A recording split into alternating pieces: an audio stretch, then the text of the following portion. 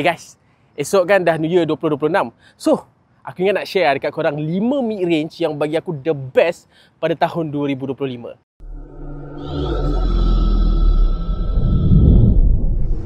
Alright, yang pertama sekali bagi pendapat aku adalah Honor X90. Bagi pendapat aku, ini adalah the best all-rounder mid-range untuk 2025. Dia ada kapasiti bateri yang besar, lebih 8000 mAh, charger lebih 60W. Lepas tu dia the most rugged. Ada rating IP68, 69, 69K. Prestasi dia pun mantap. Cuma, kamera dekat Honor X90 ni perlu upgrade sikit lah. Kamera dia bagi pendapat aku agak kurang. Yang lain, nice. Alamak, hujan pula tadi tak.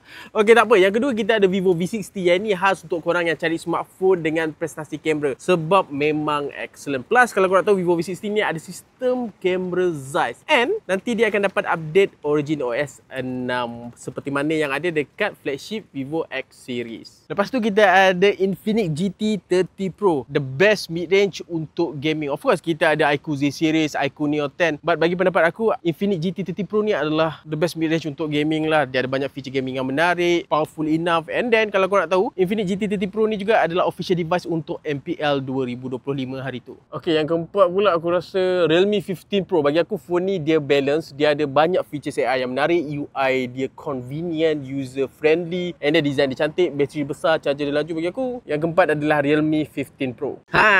Yang terakhir pula kita ada phone lama daripada Redmi sebab dia launch Januari hari tu, iaitu Redmi Note 14 Pro Plus 5G. Bagi pendapat aku, yang ni korang tak perlu risau sebab dari segi design, bateri, charger, performance, kamera, UI memang well balanced. Plus, sebabkan ni dah hujung tahun, dia dah launch lama, harga dia dah memang jauh lagi murah. Macam mana? Menarik kan? Kalau korang berminat nak beli, tak ada masalah, beg kuning ada kat bawah.